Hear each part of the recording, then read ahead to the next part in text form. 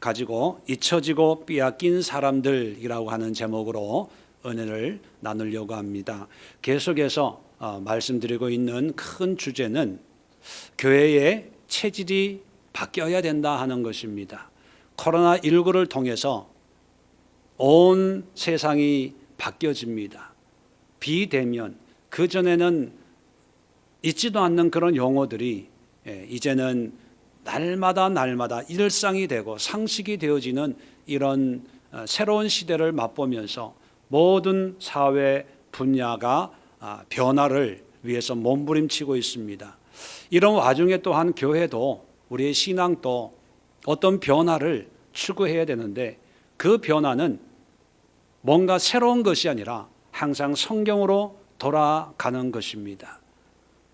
믿음의 변화, 신앙의 변화, 교회의 변화는 성경을 기초로 해서 성경이 말씀하시는 그런 변화로 돌아가는 것이 변화지, 성경에 없는 뭔가 새로운 것을 자꾸 개발하고 만들어내는 것이 그것이 변화나 개혁은 아닙니다. 개혁이라고 하는 그 의미가 성경으로 돌아간다는 신앙적인 성경적인 의미를 가지고 있습니다.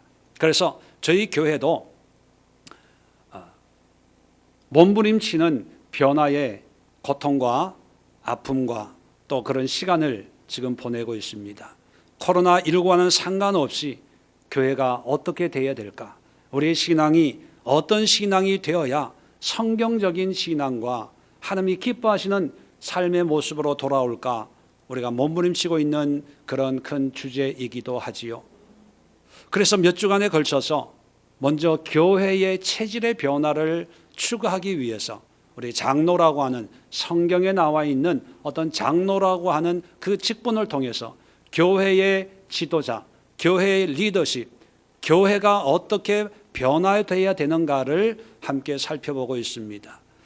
참 조심스러운 이야기이기도 합니다. 왜냐하면 우리는 익숙한 교회의 체제에 아주 잘 적응이 되어 있기 때문이죠.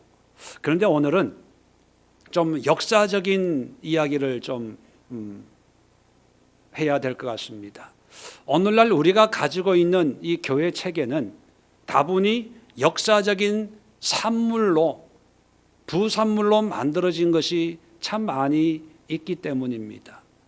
우리 개신교 하면 제일 먼저 개신교의 출발점을 종교개혁으로 시작을 하지요. 중세 카톨릭으로 시작을 했다가 마르틴 루터에 의해서 종교개혁을 단행을 하고 그 종교개혁의 출발이 바로 우리 개신교, 기독교의 출발 선상이라고 누구나 다 알고 있습니다.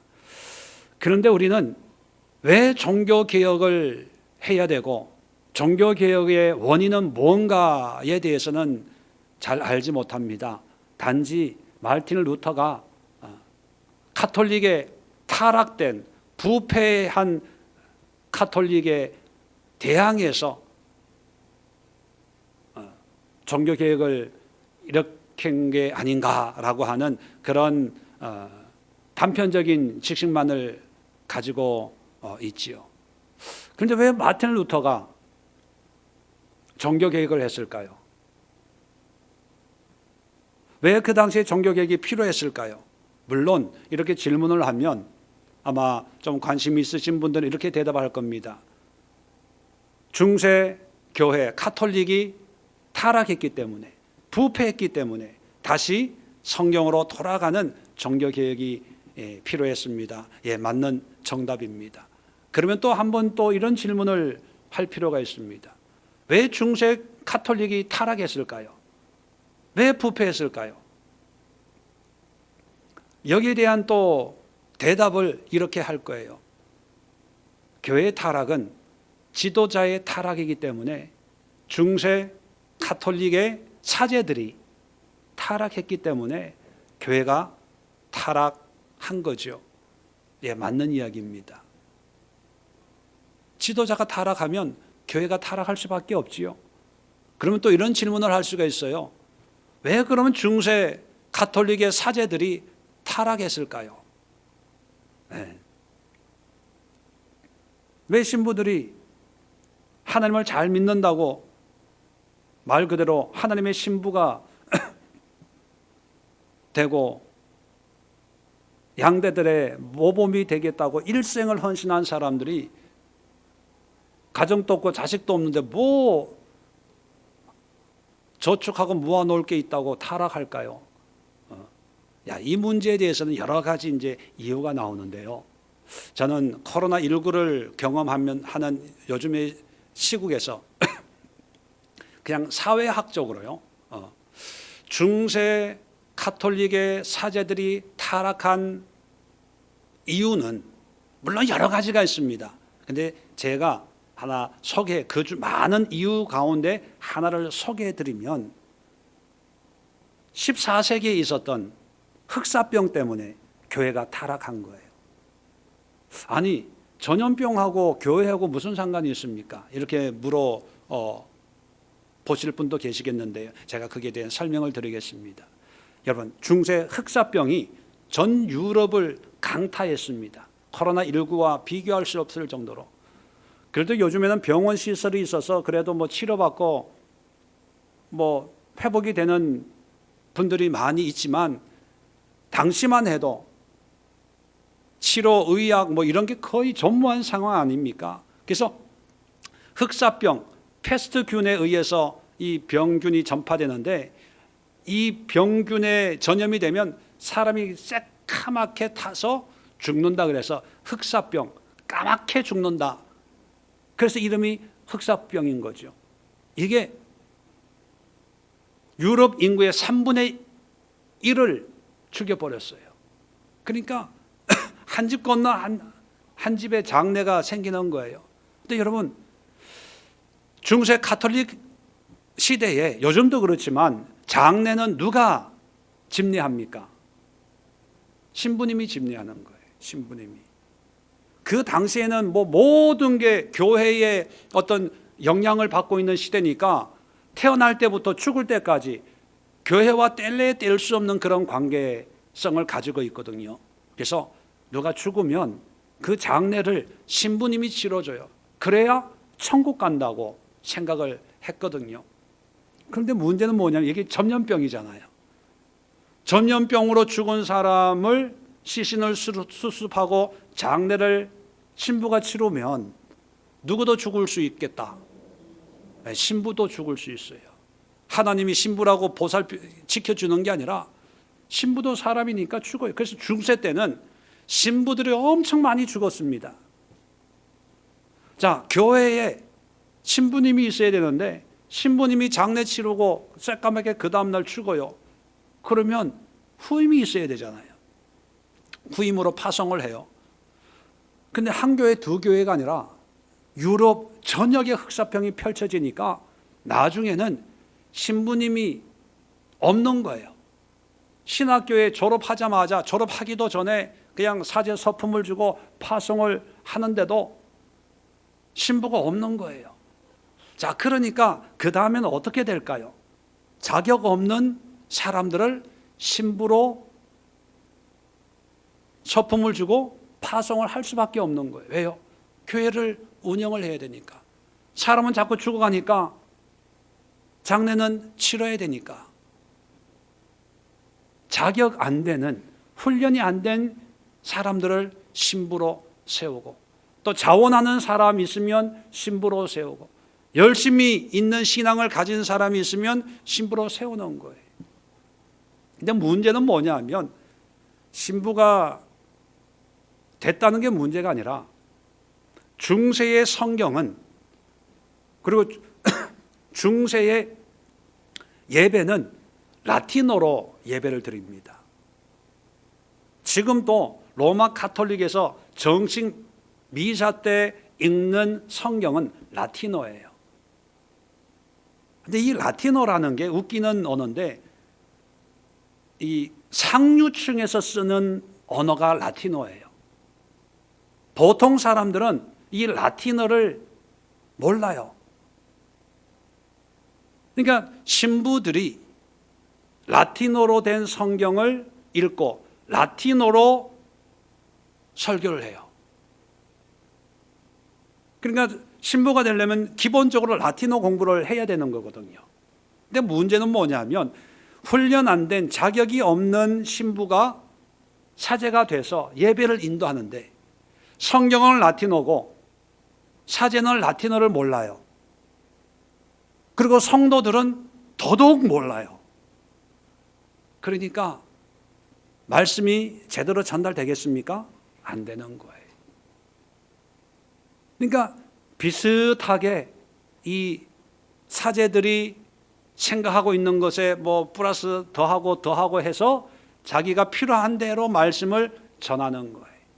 그래서 연옥이라는 게 나오고, 헌금하면 연옥에 있는 사람도 천당 보낼 수 있다. 헌금만 많이 해라. 이렇게 가르치는 거죠. 그러니까 날마다 흑사병 때문에 내일 내가 살지 죽을지 모르는 사람들이 신부가 헌금 많이 하면 천당 갑니다. 더 나아가서 이미 죽은 사람도 내가 헌금하면 그 사람도 천당 보낼 수 있다는 거예요. 내가 착한 일 많이 하면 천당 갈 수 있다는 거예요. 그러니까 신부의 말에 복종하지 않을 수 없는 거죠. 두려우니까, 불확실하니까, 내일을 기약할 수 없으니까. 그래서 신부가 하는 말대로 믿을 수밖에 없는 거예요. 그만큼 그 중세가, 종교개혁의 시대가 암울했습니다. 요즘에 저희 집에 TV가 하나 생겨가지고, 요즘에 TV 생겼다고 자랑하는 목사는 저밖에 없는 것 같은데 TV가 있어가지고 어느 날 TV를 뭐 키다 보니까 뭐 채널은 많은데 볼 게 없어요. 참 돌리다가 신나게 노래 부르는 그 노래가 나오더라고요. 근데 그 노래 부르는데 밑에 노래 제목이 뭐냐면 아모르 파티라는 노래가, 아시는 분 계세요? 한번 해보실래요? 그 아모르 파티라는 노래를 하면서 뭐 개그맨들하고 막 춤을 추고 신나게 막 하더라고요. 그 노래를 뭐 가사 내용은 잘 모르겠습니다. 뭐 그런데 그 아모르 파티라는 그 의미는 그렇게 우리가 신나게 흥겹게 부를 그런 의미가 아니거든요. 아모르 파티라는 말은 라틴어예요. 아모르라는 말은 사랑한다. 아모레 있죠, 화장품. 아모레라는 말이 사랑이라는 뜻이에요. 아모르, 사랑한다. 파티라는 말은 영어로 파티, 잔치가 아니고요. 라틴어로 파티는 영어로 fate, 운명이라는 뜻입니다. 운명. 그러면 너의 운명을 사랑해라, 그런 뜻이에요. 근데 이 말이 중세에 나온 거예요. 라틴어 시대에. 그 흑사병에 날마다 사람들이 죽으니까 사람들 생각이 왜 이런 하나님을 믿는데 왜 이런 일이 생기냐는 거예요. 의문이 생기는 거예요. 가족이 죽어요. 남편이 죽어요. 아내가 죽어요. 자식이 죽어요. 부모가 돌아가셔요. 왜 이런 일을 내가 겪어야 돼? 다 불평불만할 때 그때 나오는 게 아모르 파티예요. 그냥 이유는 모르지만 주어진 운명과 환경을 그냥 받아들여라. 사랑하자. 우리가 이런 문제를 해결할 능력이 없지 않냐? 이것이 우리가 당해야 될 운명이라면 아모르 파티. 이 아모르 파티라는 말 속에는요, 깊은 눈물을 씹어먹는, 슬픔을 참고 인내하고 고통과 아픔 속에서도 그래도 하나님이 주신 것이라면 이 고통을, 이 아픔을 내가 이겨내야지. 그러면서 아모르 파티 하면서 장례를 치렀어요. 아내를 떠나보냈어요. 자식을 묻었어요. 그게 아모르 파티예요. 그런데 이게 철학자가 얘기하고 어떤 사람들이 얘기하고 소설에 나오고 하다 보니까 이제는 아모르 파티하면서 춤추고 난리더라고요. 말 나온 김에 하나 더 소개해드리면, 까르페 디엠, 이런 말 들어본 적 있나요? 까르페 디엠. 이것도 라틴어거든요. 이 까르페 디엠을 어떻게 해석하냐 하면, 이 순간을 즐기자. 그런데 이 까르페 디엠도요, 까르페라는 것은 영어로 seize, 꼭 붙잡는 거예요. 디엠은 날, 오늘을 붙잡아라, 그런 뜻이에요. 이것도 이 흑사병 시대에 중세에 회자되던 말인데 내일을 기약할 수 없는 거예요.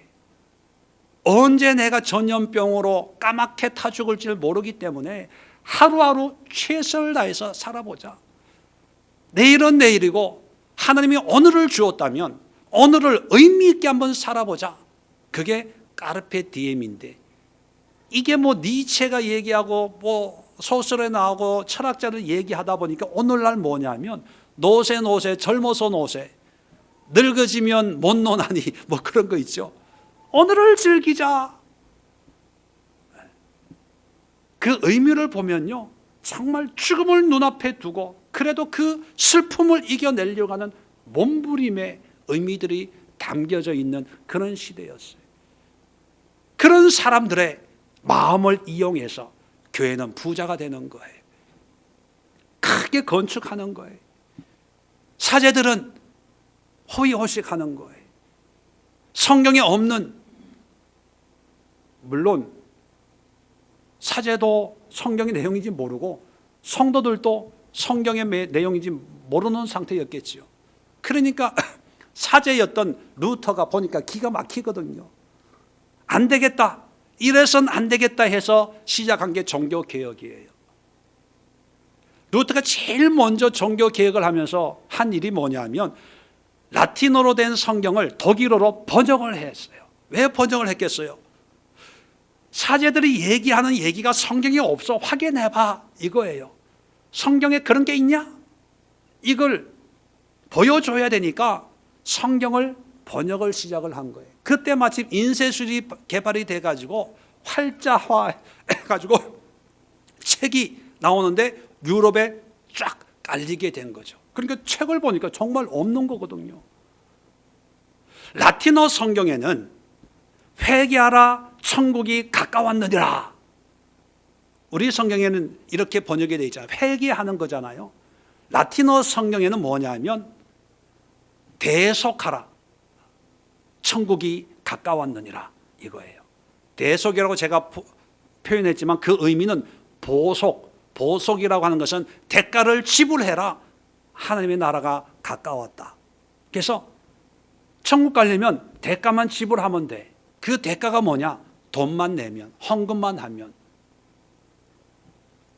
근데 루터가 성경을 독일어로 번역하면서 돈으로 천국을 사는 것이 아니라 우리가 회개해야 됩니다. 죄를 뉘우쳐야 됩니다. 성경이 그렇게 얘기하고 있는데 교회가 잘못 가르친 거예요. 이렇게 시작을 한 거예요. 그게 종교개혁이 된 거예요. 자, 그러면서 종교개혁을 한 루터는 가톨릭의 신부들과는 다른 교회 지도자가 필요하잖아요. 그런 믿는 사람들을 성경으로 가르치는 사람을 이름을 뭐라고 불렀다고요? 목사라고 한 거예요.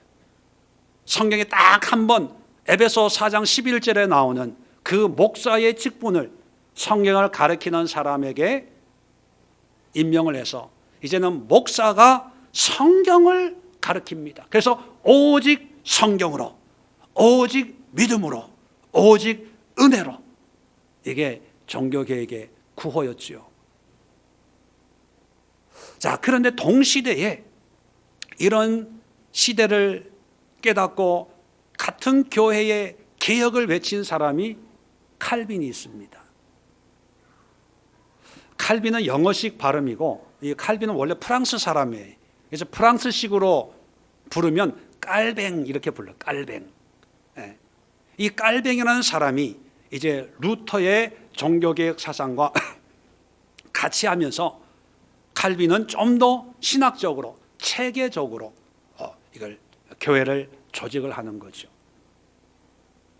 그래서 루터가 세운 교회를 이제 기존 가톨릭 사람들을 보면 반란을 일으킨 사람들이죠. 그래서 이름이 프로테스탄트, 저항하는 사람, 대항하는 사람 이렇게 일반적으로 불렀는데 이제 루터가 세운 교회에 다니는 사람들이 생기게 될 거 아닙니까? 그런 사람들을 루터란 이렇게 불렀어요. 그 의미는 루터를 쫓아다니는 똘마니, 루터를 따르는 사람들 뭐 이렇게 좀 비꼬는 식으로 그렇게 루터란 그렇게 불렀어요. 근데 그게 루터란 철치, 영어로 한국에는 루터 교회 이렇게 부릅니다. 영어로는 루터란 처치 이렇게 불러요. 그런데 칼빈이 보니까 루터의 생각과 자기가 좀 다르거든요. 그래서 루터의 노선과는 다른 자기의 노선을 이제 기독교 강요라고 하는 큰 신학 책을 쓰면서 자기의 어떤 견해를 세워나갑니다. 그래서 루터와는 다르다는 차원에서 자기는 뭐라고, 물론 본인이 지칭한 건 아니지만 사람들이 루터와 칼빈이 다르다라고 해서 칼빈을 개혁주의, 리폼드 처치 이렇게 하는 거예요. 리폼드 처치라고 하는 것은 다르다는 거예요. 근데 그게 이제 이름이 된 거죠. 그래서 칼빈주의 하면 자동적으로 개혁주의 이렇게 연결이 되게 되는 거예요. 그런데 여러분 재밌는 것은요, 루터란 교회가 지금도 그렇고 당시도 그렇고 루터를 따르는, 루터의 이제 신학 사상이겠죠. 루터는 죽고 없어졌으니까 루터의 신학 사상을 따르는 교회나 성도가 많을까요? 칼빈을 따르는 교회나 성도가 많을까요? 예? 루터라고 생각하는 사람 아멘. 칼빈이라고 생각하는 사람 한쪽 발 들어보세요. 지금 또 루터란을 따르는 사람들이 더 많아요. 유럽의 거의 대부분은 루터란 교회예요. 웃기는 게 뭐냐면 나중에 이제 루터와 칼빈은 동시대 사람인데 한 번도 만난 적이 없어요. 그냥 책으로 논문을 써서, 그것도 논문도 라틴어로 썼겠죠. 이제 학자들이 읽는 거니까 논문으로 서로 이렇게 토론도 하고 논쟁도 한 번도 만난 적이 없는데, 그런데 루터란 교회가 부흥이 되는 거예요. 칼빈 교회는 핍박을 당해요. 떠돌아다녀요. 그러다가 정착한 나라, 이 칼빈주의를 받아들인 나라가 네덜란드예요. 그래서 요즘도 아마 조 목사님 잘 아시겠지만 장로교에서 개혁주의 하면 제일 먼저 유학하고 싶은 나라가 네덜란드, 파란 개혁주의. 유명한 사람이 있죠. 바빙크라고 하는 유명한 사람이 거기서 이제 그 전통을 이어갔어요. 그래서 한국 장로교회 목사님들 중에도 정식으로, 뭐 교수님들 그렇고 정식으로 개혁주의, 칼빈주의를 공부하시는 분들은 네덜란드나 아니면 스코틀랜드로 갑니다. 스코틀랜드의 존 낙스라는 사람이 칼빈주의를 이어받아서 스코틀랜드의 장로교를 시작한 거예요. 그 장로교가 이제 스코틀랜드를 이제 했는데, 영국은 장로교회가 아니고 지금까지도 성공회입니다. 그러니까 영국하고 스코틀랜드는 장로교회, 영국은 성공회. 그래서 하나가 안 되는 거예요. 독립 뭐 이런 거 할 때 이 정서상 종교적으로 이게 하나가 한 대륙을 살고 있지만 이게 안 되는 거예요. 근데 더 놀라운 것은 나중에는요, 이 루터라는 교회가 칼빈 교회를 핍박을 해요.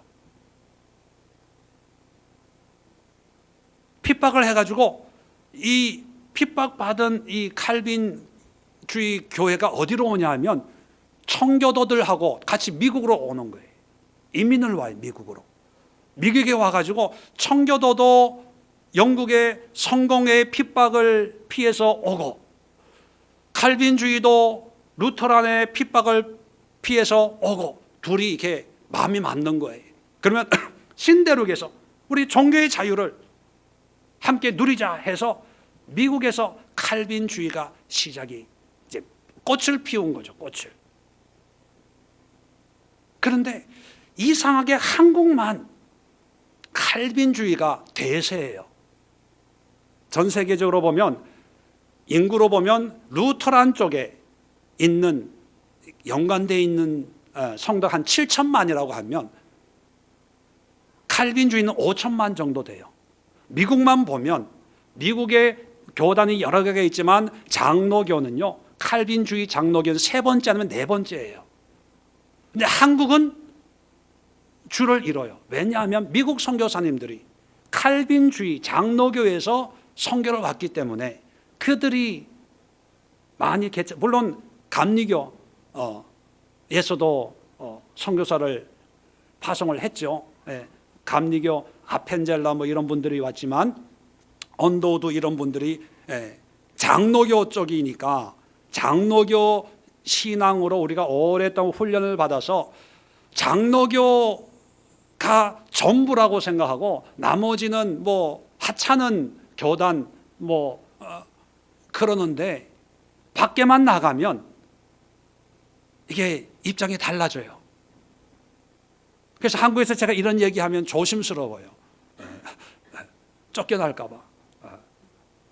그런데 여러분, 그래서 지난주에도 잠깐 말씀을 드렸는데 루터는 목사를 세웠고 칼빈은 장로를 세웠어요. 근데 칼빈이 장로를 세울 때 성경적인 근거로 삼은 것이 오늘 성경 본문입니다.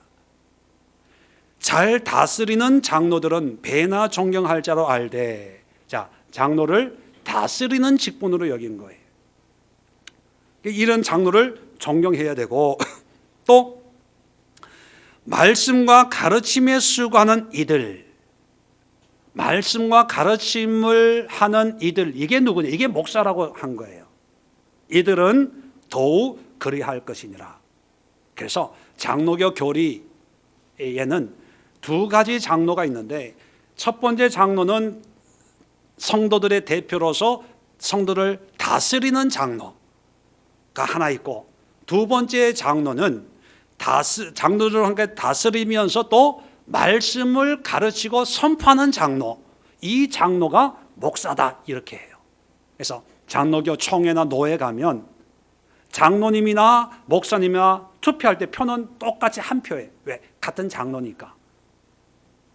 단지 목사는 설교하는 강도권, 집례권이 있다 이렇게 해서 차이를 두게 되는 거지요. 자, 물론 초대교회는 목사가 있고 뭐 오늘날처럼 장로가 있고 체계적인 그런 교회는 아니었습니다. 그래도 어떤 조직이 하나씩 만들어지고 있는 거거든요.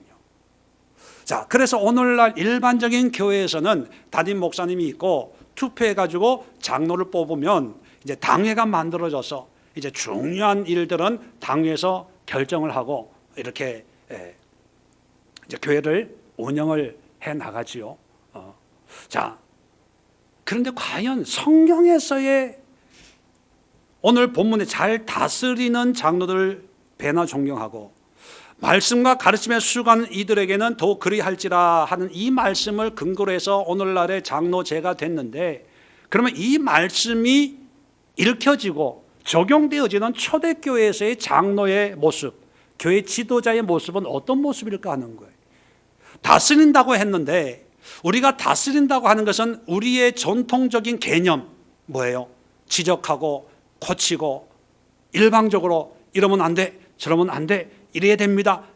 또는 제한하고 또 조절하고 이렇게 통제하고 하는 그런 다스림일까?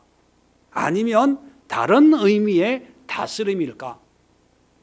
성경적으로 지금까지 제가 얘기한 역사적인 종교개혁을 통해서 역사적인 흐름의 산물로 만들어진 어떤 제도를 얘기했다면 성경적인 의미를 찾아보자는 거예요. 자, 그러면 신약 성경에 보면 많은 교회들이 등장을 하는데 그 교회들 가운데 장로가 있는 것이 분명한 교회로 언급된 교회들이 있어요. 다시 말씀드리면 뭐 교회마다 다 장로가 있었는지 없었는지 모르지만 적어도 성경에 이 교회에 장로가 있었다라고 하는 교회가 몇 교회가 나옵니다. 첫 번째 교회는 대표적인 교회가 예루살렘 교회예요. 사도행전 15장을 보면 바울이 이제 선교 보고를 하고 예루살렘에 갔을 때 거기에 누가 반겨줬냐면 사도와 장로들이, 그런 얘기 계속 나와요. 사도와 장로들이, 사도와 장로들이. 그런 거 보면 예루살렘에 장로가 있다는 게 분명합니다. 그 다음에 우리 사도행전 14장을 공부했죠. 도베, 이고니온, 안디옥, 루스드라. 그래서 14장 23절에 각 교회에서 장로들 택해서 금식 기도시키고 하나님의 은혜의 말씀에 부탁하였더라. 그런 말씀 기억나세요? 그 도베, 이고니온, 안디옥, 루스드라, 이 지역이 뭐냐면 그 교회들이 있는 지역이 갈라디아 지역이에요. 우리 식으로 얘기하면 경상도 면은 경상도 안에 부산도 있고 뭐 대구도 있고 뭐 이런 것처럼. 그래서 갈라디아 교회라고 하면 여러 그 지역에 있는 속한 교회인데, 우리가 사도행전 14장에 그 갈라디아 지역의 교회를 세우고 장로를 세웠다는 것이 분명해지잖아요. 그죠? 그럼 갈라디아에 있는 많은 교회가 있었겠지만 그 지역에도 장로들이 세워졌겠구나 알 수가 있습니다. 그리고 또 우리가 사도행전 20장을 살펴봤죠. 예루살렘으로 가는데 시간이 없으니까 오순절에 빨리 도착을 해야 되니까 밀레도라고 하는 곳에서 사람을 보내가지고 에베소에 누구를 불러요? 장로들을 불러요. 나의 갈 길을 다 하면은 내 생명도 조금도 아끼지 않겠노라. 그러면서 마지막 고별 인사를 했던, 기억나시죠? 기억나는 것 척이라도 좀 해주세요. 그러면 에베소 교회도 누가 있었다? 장로가 있었다. 그리고 빌립보 교회도요, 1장에 보면 누구한테 주냐면 온 성도들과 감독과 집사들에게 편지하노니, 이런 말을 해요. 그러면 장로라는 말은 없지만 감독이라는 말이 있어요. 그리고 집사라는 말이 있어요. 그러면 그 교회도 어떤 지도하는 장로와 같은 직분이 있다는 것을 미루어 짐작할 수가 있어요. 여러분 졸리세요? 제 얘기하는 거 이렇게 따라오세요? 절 보세요. 눈 감지 마시고, 눈 감으면 그분이 오세요. 성령이 오시는 게 아니라 그분이 오시니까 그분의 은혜 받으면요 꿈을 꾸게 돼요. 자, 그리고 또 성경에 보면, 야고보서 보면 5장쯤 보면 이런 말씀이 있습니다. 병든 자가 있느냐? 누구를 부르라고요? 장로를 부르라고. 근데 이 야고보서는 공동서신이다 이렇게 별명을 붙입니다. 이건 어떤 특정 지역이 아니라 흩어져 있는 모든 교회에게 돌려보는 거예요. 그러니까 이 편지를 읽는 교회마다 누가 있겠다? 장로가 있겠다. 그리고 지난주에 베드로전서 5장 1절 2절 우리가 공부하면서 베드로 사도가 쓰는 편지에도 그런 말이 있어요. 나도 너희와 함께 뭐 된 자? 장로된 자. 그런 말을 써요. 장로된 자. 그럼 베드로 전서를 읽고 있는 그 교회에서도 적어도 누가 있겠다? 장로가 있겠다. 그러면 이 장로가 있으면 장로는 뭐 하는 사람이라고요? 잘 다스리는 사람이에요. 그러면 다스린다고 하면 예를 들면 문제가 생겼어요. 그럼 누가 문제를 해결해야 돼요? 장로님이. 어떤 이단이 막 쳐들어오려고 그래요. 그럼 누가 해결해야 돼요? 장로가. 신앙 때문에 부부싸움에서 이혼 직전까지 가. 그러면 누가 가서 해결해야 돼요? 장로가. 그죠? 우리가 생각하는 이미지는 그거예요. 자, 그런데 성경에 보면 갈라디아서도 있고 뭐 에베소서도 있고 빌립보서도 있고 야고보서, 베드로전서, 뭐 고린도전서 뭐 이런 거 말할 것도 없고. 자, 예를 들어서 에베소서를 에베소 교회에다가 써요. 그러면 편지를 쓴다는 것은 에베소 교회가 편안하기 때문에 편지를 썼을까요? 문제가 터져서 문제 해결을 위해서 편지를 썼을까요? 네, 여러분 고린도 전서, 골로새서, 에베소, 빌립보 이거는 우리한테 은혜가 되는 말씀이지만 현실적으로 보면 그 교회에 문제가 있어서 그런 거예요. 문제가 있기 때문에 에베소서가 만들어진 거예요. 고린도 교회에 문제가 있으니까 고린도 전서가 있고 또 그걸로 해결이 안 되니까 후서가 있는 거예요. 그런 걸 보면 성경에 예수의 교회서가 없는 게 얼마나 감사한지. 우리 교회에 문제가 없다는 얘기 아닙니까? 아마 우리 교회에 문제가 있었으면 예수의 교회 전서, 후서, 3서, 4서, 5서까지 나올지도 몰라. 그런데 여러분 에베소서에 문제가 있어서 쓰는데, 그러면 교회에 문제가 있으면 그 문제는 누가 해결해야 된다고요? 장로가 해결해야 되잖아요. 그러면 에베소 쓸 때 여러분 같으면, 여러분이 바울이면 누구 앞으로 씁니까? 에베소에 있는 장로들이요, 이런 얘기를 내가 들었는데 이렇게 해결하고 이렇게 하고 내가 가르친 대로 이렇게 처리해 주기 바랍니다. 주의 평강이 당신들과 함께 있기를 축원합니다. 뭐 이런 식이 돼야 될 거 아닙니까? 그죠? 갈라디아 교회에 문제가 있어요. 이단들이 와가지고 은혜가 아니라 율법이라는 거예요. 율법을 지켜야 된다는 거예요. 문제가 생겼어요. 그러면 이 문제는 누가 해결해야 된다고요? 바울이 사도행전 14장 23절에 각 교회의 장로를 세웠잖아요. 말씀에 부탁했잖아요. 그리고 오늘 여기도 보면 잘 다스리는 장로들이 존경을 받는다고 하니까 장로들이 다스리게 해야 되잖아요. 그러면 갈라디아 교회들에게 편지를 쓸 때 어떻게 써야 됩니까? 이단들이 와서 다른 복음을 전한다는 얘기를 내가 들었는데 용납해서는 안 됩니다. 쫓아내야 됩니다. 장로님들, 이 일을 위해서 장로 직분을 받은 게 아닙니까? 뭐 이런 식으로 써야 될 거 아닙니까? 그죠? 자, 그렇게 썼는지 확인을 해봅시다. 갈라디아서 1장을 한번 열어봅시다.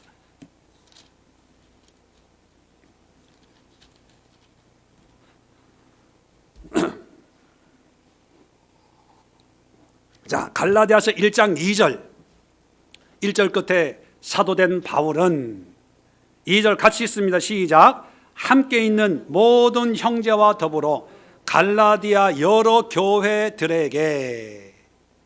자, 수신자가 누구라고요? 갈라디아 여러 교회들이에요. 아까도 말씀드린 것처럼 갈라디아는 어떤 한 교회가 아니라 그 지역에 있는 많은 교회들이에요. 그 교회들이라고 하면 성도들을 얘기한 에클레시아, 무리들, 믿는 사람들이, 장로들, 소수의 장로들에게 쓰는 편지가 아니고 모든 교인들에게 주는 편지라는 거예요. 자, 에베소서도 한번 봅시다. 갈라디아서 뒤에 에베소서 1장 1절. 자, 같이 합독합니다. 시작. 하나님의 뜻으로 말미암아 그리스도 예수의 사도된 바울은 에베소에 있는 성도들과 그리스도 예수 안에 있는 신실한 자들에게 편지하노니. 아니, 에베소에 분명히 장로들이 있어요. 바울을 너무 사랑해서 막 울면서 예루살렘에 가면 죽습니다, 가면 안 됩니다 했던 그런 사람들이. 근데 문제가 생겼거든요. 근데 그 장로들에게 편지하는 게 아니라 성도들과 그리스도 예수 안에 있는 신실한 자들에게 편지를 쓰고 있어요. 아니, 장로들은 다스리는 사람들인데 장로들로 하여금 일을 처리하게 해야 되는데 장로들 장자도 안 나와요. 이게 왜 그렇게 된 걸까요? 빌립보서 1장 뒤로 가면, 자, 빌립보서 1장 1절 또 한번 합독해 볼까요? 시작. 그리스도 예수의 종 바울과 디모데는 그리스도 예수 안에서 빌립보에 사는 모든 성도와 또한 감독들과 집사들에게 편지하노니. 자, 여기에 물론 감독이란 말은 나오지만 빌립보 교회에 문제가 생겼거든요. 그러면 장로로 감독으로 세웠으면 그 일을 해결하도록 나한테 얘기를 해야 내가 이건 이렇게 해야 됩니다. 이게 질서가 잡히는 거예요. 그런데 바울은 모든 성도와 감독과 집사들에게까지도 이 편지를 읽어라. 수신자로. 이거는요, 성경에 한 번도 고린도 교회도 뭐 다른 교회도 데살로니가 교회도 한 번도 편지를 쓸 때 장로들에게 이렇게 해결해 주시기를 바랍니다 한 적이 한 번도 없어요.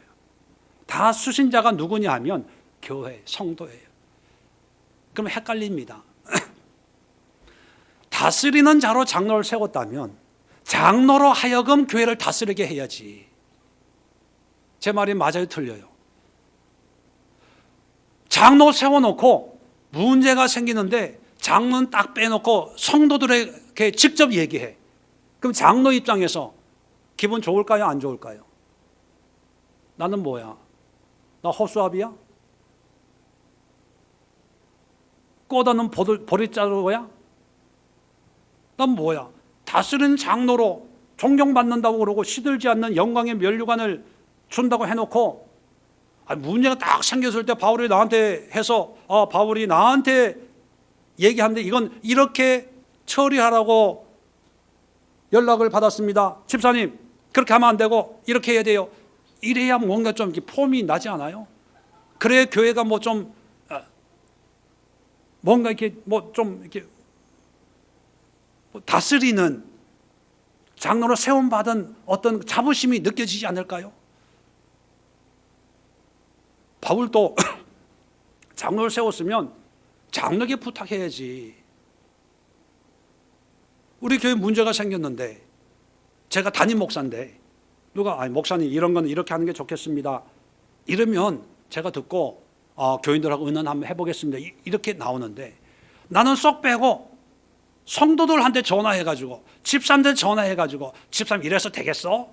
이러면 안 되지 이러면 제 입장에서 기분이 좋을까요, 안 좋을까요? 당연히 안 좋죠. 내가 책임자인데 나를 통해서 뭔가 해야지 이런 생각이 든단 말이에요. 그런데 바울은 한 번도 아니고 편지마다 장로는 쏙 빼요. 성도들에게 다이렉트로 가르쳐요. 왜 그럴까?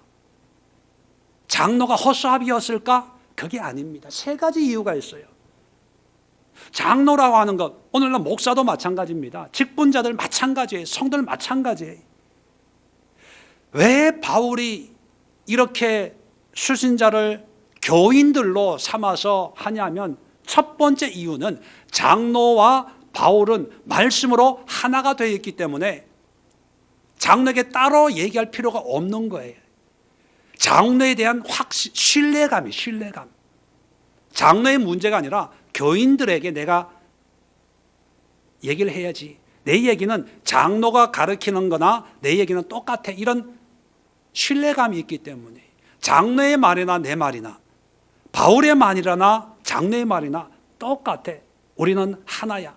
하나님의 말씀으로 뗄래 뗄 수 없는 유대감이 있는 거예요. 우리가 지금까지 살펴본 것처럼 파라디도미가 아니라 뭐 했다고요? 파라티데미. 시험에 꼭 나옵니다. 조금 있으면 중간 기말고사 1학기 공부할 시험 볼 거예요. 파라티데미라고 하는 것은 뭐냐면 내 하나님의 말씀에 붙들려서 말씀을 기준으로 해서 가르치는 사람이기 때문에 바울은 자기의 말도 하나님의 말씀이기 때문에 나의 말이나 장로의 말이나 다른 게 없고 내가 이렇게 하면 장로도 100% 수긍하고 따를 거를 믿는 거예요. 신뢰하는 거예요. 그러니까 굳이 장로에게 얘기할 필요가 없는 거예요.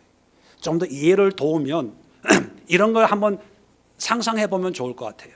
어떤 가정에 아내는 믿음이 좋은데 남편은 신앙이 없어서 서로 신앙을 핍박하는 그런 가정이 있다고 가정을 해봅시다. 신앙적으로 또 교회 가는 것 때문에 부부싸움이 크게 일어났어. 뭐 보따리 싸라 뭐 이럴 때 믿음 좋은 집사님이 안 되겠다 목사님 불러서 좀 기도하고 예배해야 되겠다 해서 이제 저를 불렀어요. 제가 그 집에 갔어요. 그러면 제가 믿음 좋은 아내 집사님과 많은 얘기를 하겠어요? 아니면 믿음 없는 남편하고 많은 얘기를 하겠어요? 남편하고 얘기하는 거예요. 아내하고는 이미 신앙적인 공통 분모가 있는 거예요. 믿음이 어느 정도 같이 공유하고 있는 거기 때문에 아내 보고 집사님 신앙은 이렇고요 저렇고요, 이럴 때 싸울 때는 이렇고요, 선빵 날려야 되고요, 사진 찍어 놔야 되고요, 경찰 불러야 돼, 이렇게 할 필요가 없는 거예요.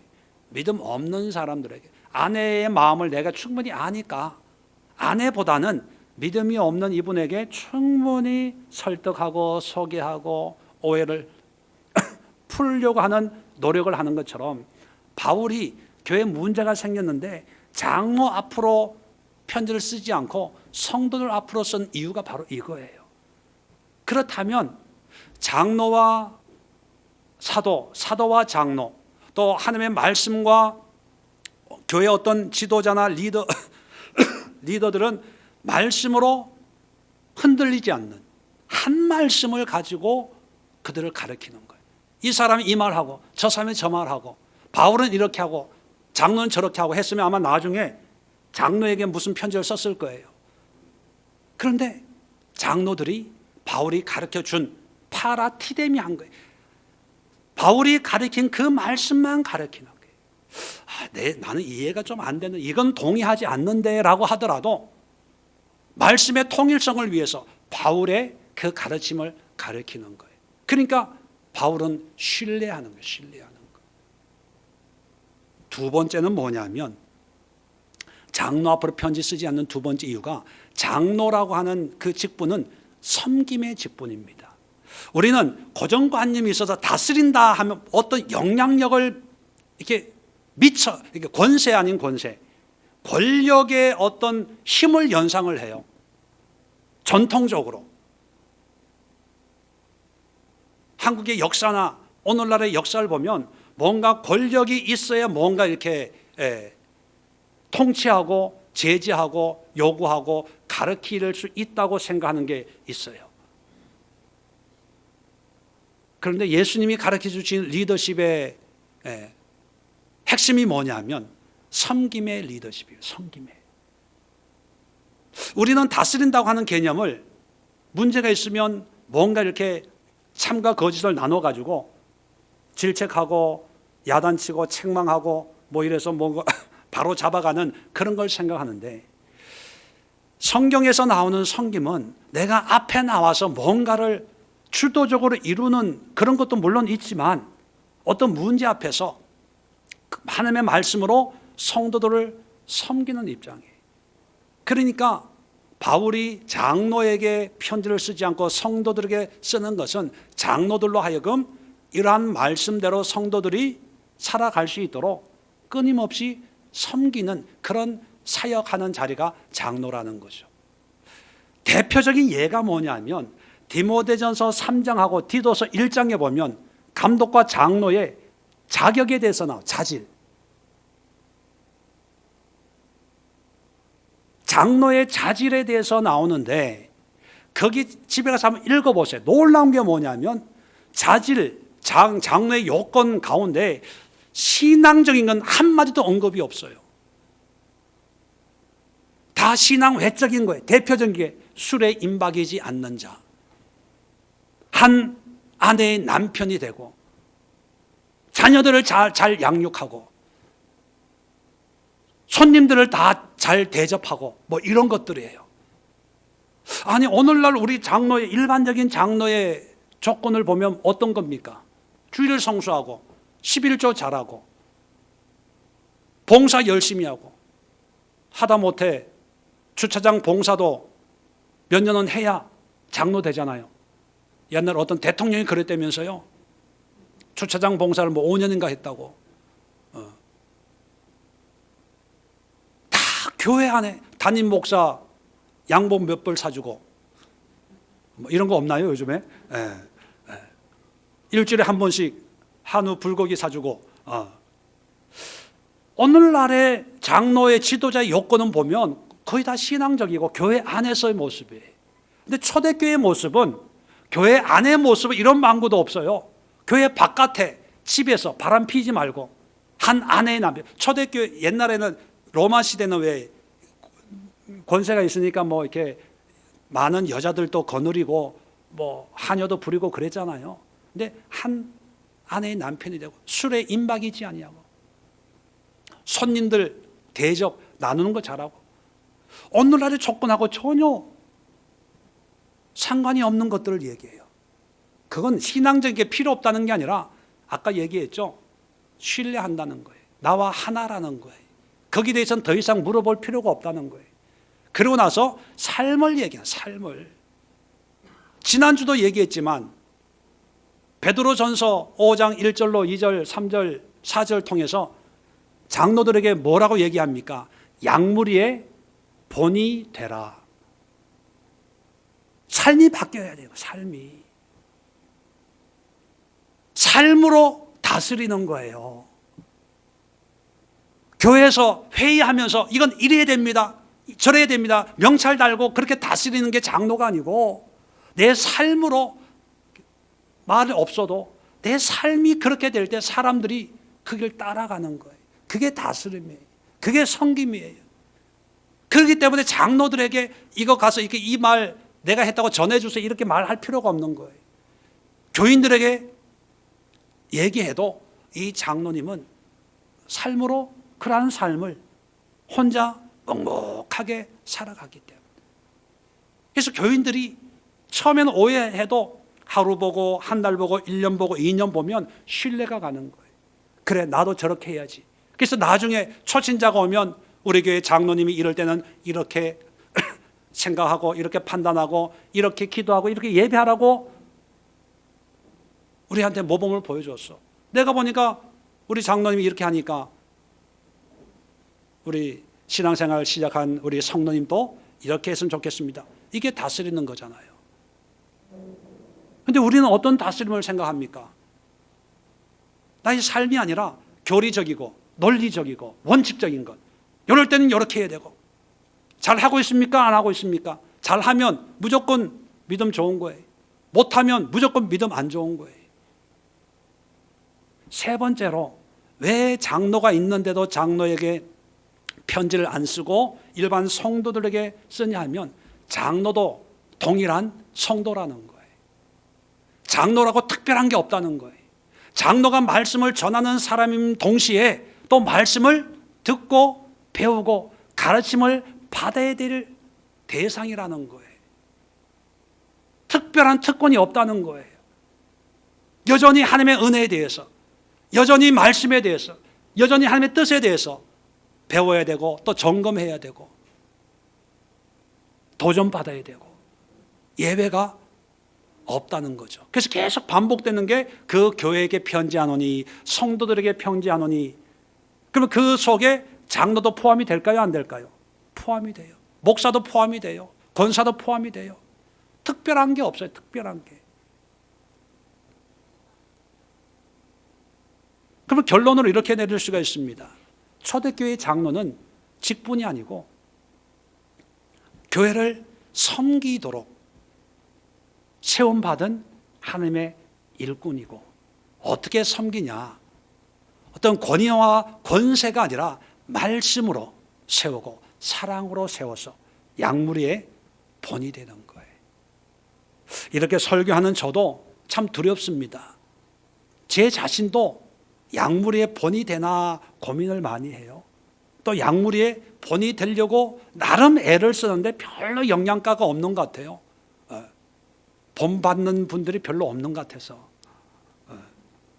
이럴 땐 좀 아니에요 해줘야 다음 축도가 나오는데 아니요가 없어서 좀 길게 해야 될 것 같아.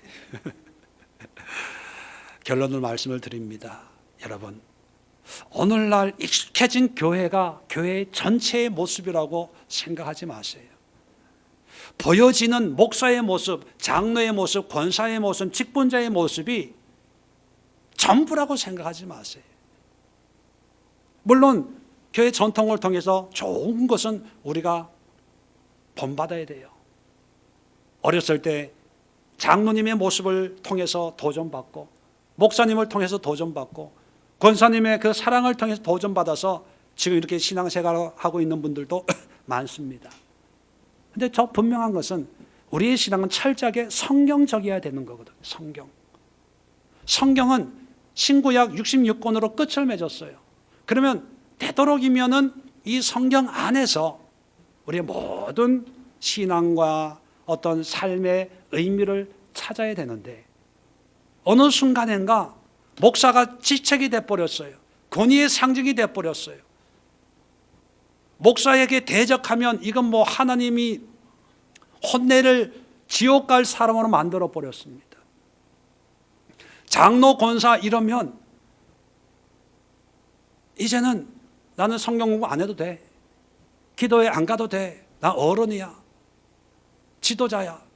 회의만 열심히 참석하면 된다고 생각하는 거예요. 성경을 우리가 살펴봤지만 그게 아니라는 것을 우리가 확인해 볼 수가 있습니다. 그렇다면 저를 포함해서 모든 성도들이 뭐 장로에게만 해당되는 것이 아니라 모든 성도들이 이러한 마음을 가지고 서로를 섬기고 배려해주고 보살펴주고 또 이런 사람들이 모여서 에클레시아라고 하는 그런 신앙 공동체를 통해서 하나님이 약속하신 시들지 않고 영원한 면류관을 누릴 수 있는 충분한 조건들이 단임 목사 한 사람이 아니라 여러분 한 분 한 분에게 보장된 하나님의 은혜라는 사실을 좀 기억해 줬으면 좋겠어요. 그리고 여러분의 삶이 다른 사람의 모범 본이 될 수 있는 삶의 변화로 성장해 나갔으면 좋겠어요. 그리고 하나님의 말씀과 일치된 삶을 살기 위해서 끊임없이 노력하고 끊임없이 수고하고 어떤 주의나 교리나 신학이 아니라 하나님의 말씀이 가라면 가고 말씀이 서라면 서고 말씀이 하라면 할 수 있는 그런 삶을 살아내는 그런 성도들이 되었으면 좋겠습니다. 그리고 그런 교회가 되었으면 좋겠어요.